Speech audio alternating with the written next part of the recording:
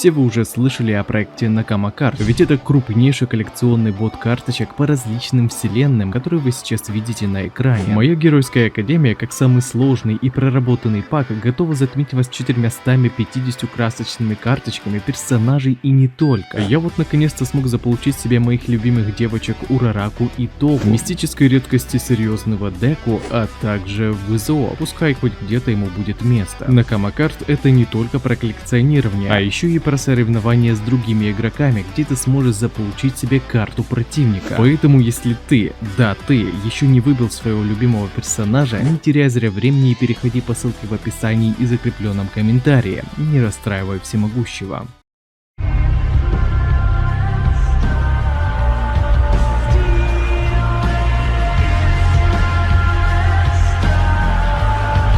С выходом 425 главы моей геройской академии Хорикоши дал нам надежду на то, что Даби выжил. Семья Тодороки наконец-то сможет воссоединиться. Однако не забываем о том аде, о котором говорил Нацу. Так что погнали начинать данный видос. Ну а также напоминаю, что почитать свою любимую манху Манхуа вы сможете на remanga.org. Здорово, ребятки анимешники, у микрофона Зик. А вот ребята, которые оставили свой коммент под прошлым роликом. Ну а мы начинаем.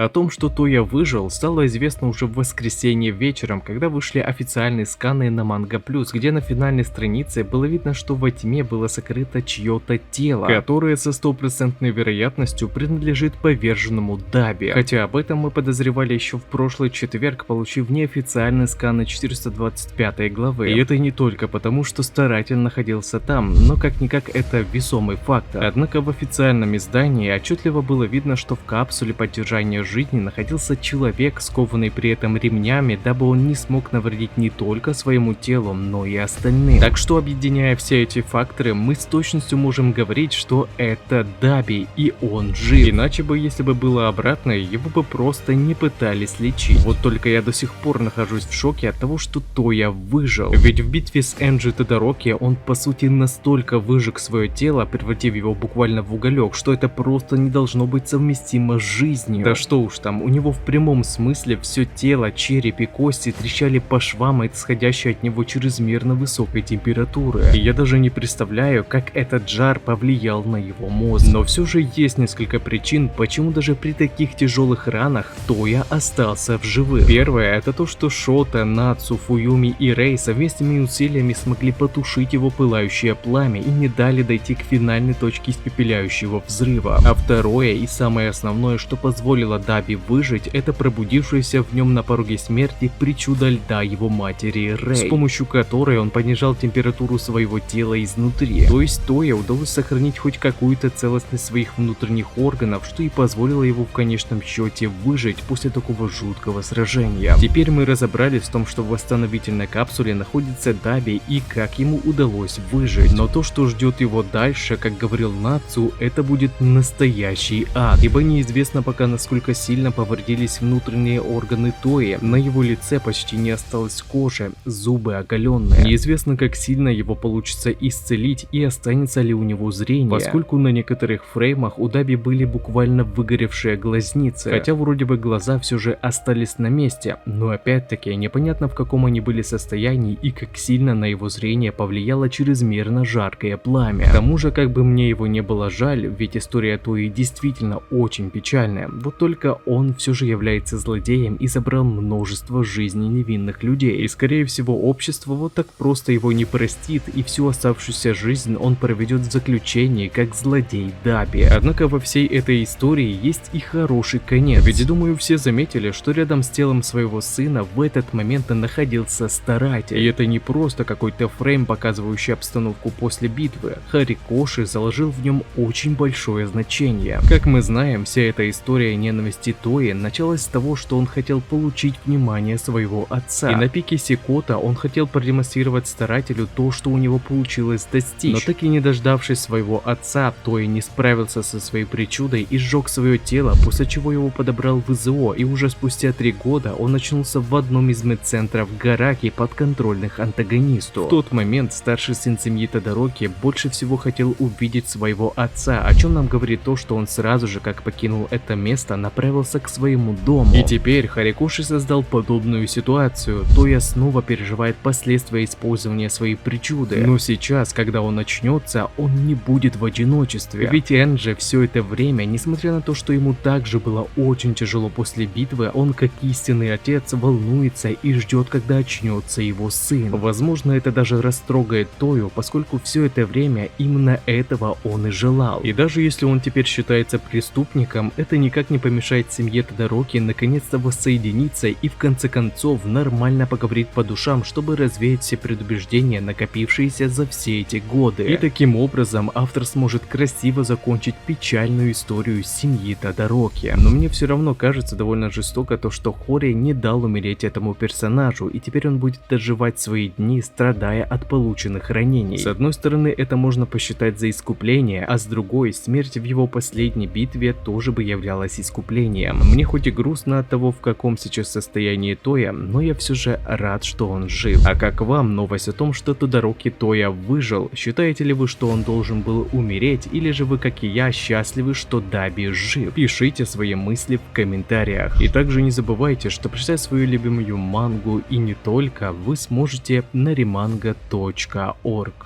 А на этом ролик подходит к концу. Пишите в комментариях, что вам понравилось, а что не понравилось, и несколько комментариев попадут в следующий ролик. Если тебе понравился ролик, тогда лайк и подписка для меня будет лучшей благодарностью. А также не забываем про колокольчик, ведь в последнее время не всем приходят уведомления. Всем спасибо за ваш просмотр, мирного неба вам над головой и всем пока-пока.